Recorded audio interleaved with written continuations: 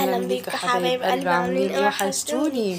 احنا معاكم في يوميات ايمن واماني وعيالي المجننين. عاملين ايه؟ كل سنه وانتم طيبين.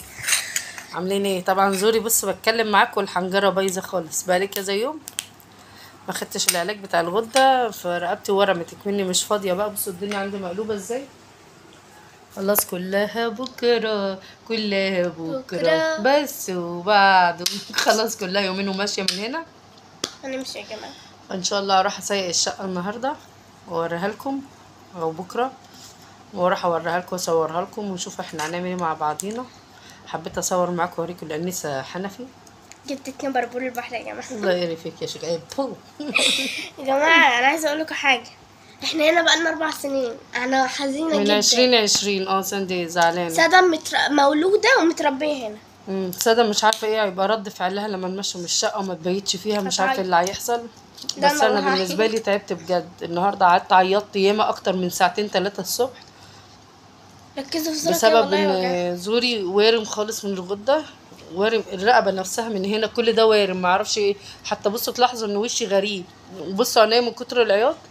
وطبعا الغده لما بتورم بتبوظ لي الضغط، تلاقوا عيني ديت احمرت قوي. بصوا مش عارفه اعمل ايه والله بجد، تعبت قوي قوي قوي النهارده، ما كنتش قادره اصور معاكم ولسه تعبانه، فحاسه ان هيغمى عليا هيحصل لي حاجه، فربنا يستر.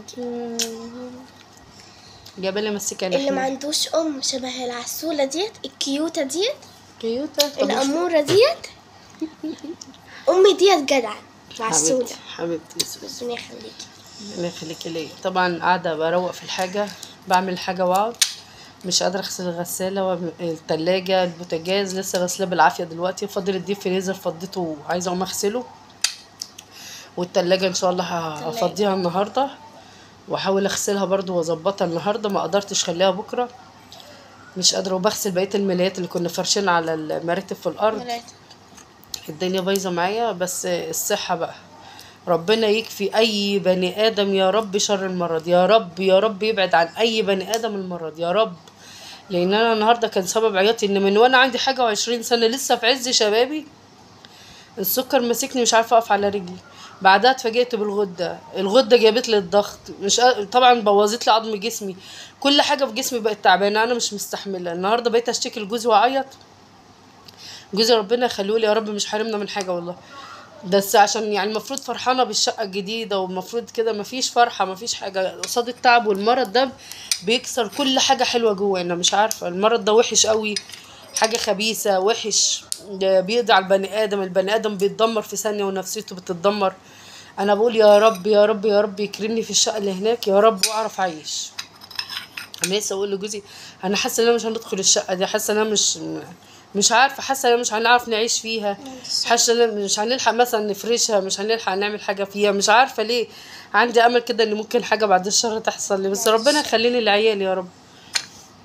الغده سيطرت عليا عشان بقالي 3 ايام ساهيه بقى في تنظيف وسجاد وشيل واحط، مع ان السجاد بيتغسل في المغسله بره، بس زي ما تقولوا عماله تايهه في الشقه، بلم حاجات انا لوحدي اللي بشيل، مرات اخويا وماما عايزين يجوا يعملوا معايا، بس طبعا ماما تعبانه مش هتقدر تطلع 5 ادوار، ومرات اخويا بعيالها طبعا محتاسه، ربنا يقويها يا رب على اللي فيه، وهي كفايه انها قاعده ماما هناك ومخليه بالها منها، فمش هينفع تيجي يتبهدلوا معايا هنا. انا قلت لما اودي العفش واخلص حتى هم ما يعرفوش ان انا هنقل عفش وهعمل حاجاتي، لان ما بيقعدوش هم على النت كتير ويتابعوني. هنقل العفش واظبط الدنيا، وبعد كده ابعت لهم هناك بقى يجوا بقى ايه، يكون جوزي ربط لي السراير اوضه النوم الحاجه، وبعد كده هم يجوا ايه يلاقوا على الاقل مكان يقعدوا عليه، ماما تلاقي السرير تقعد عليه، كرسي تاخده في البلكونه تقعد عليه، عندي بلكونه ومنور عندنا بلكونه، عندنا منور في الدور الاول العلوي، اوريه لكم. والمنور مخصص لينا احنا بس في شقتنا، في الشقه بتاعتنا احنا بس، ما شاء الله طويل كبير، هنحط فيه البصل والثوم والحاجات بتاعتي اللي انا عماله مش لاقيه لها مكان هنا، بعلقها قدام باب السلم يا اما تحت الرخامه، مش لاقيه مكان خالص. فان شاء الله كل ده هيتعمل، ربنا يسهل حالي، ادعولي بس ان ربنا يشفيني، والله ما عايزه اي حاجه من الدنيا دي كلها قد ما ربنا يشفيني ويوقفني على رجلي، لان انا النهارده بجد وامبارح مني الغده قفلت على زوري، مش عارفه اخد نفسي، بقيت ادعي من ربنا ان ارتاح ان اموت، يعني استغفر الله العظيم، المفروض ما اقولش كده، مع اني اتأقلمت على العيا، بس ان انا انسى برشام الغده 3 ايام تورم بالمنظر ده. بصوا بصوا زوري ده كده خفيف من هنا، هنا بقى كل ده وارم. بصوا الورم جاي كده كده كده لحد رقبتي من ورا، مش عارفه انام.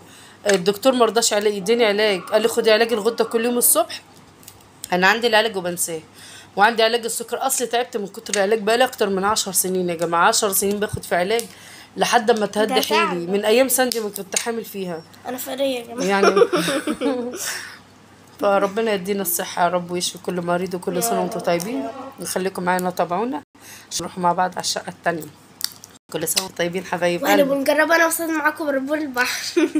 برضه بربور، الله يريحك انا اسمه عارفين كده قوي. والله العظيم، اقسم بالله اسمه بربور البحر كده. يلا كل سنة وانتم طيبين يا حبايب قلبي، ما تنسوش اللايك والاشتراك في القناة. امنيات امن واماني العصابة الجنيناني. سلام. مع باي. السلامة.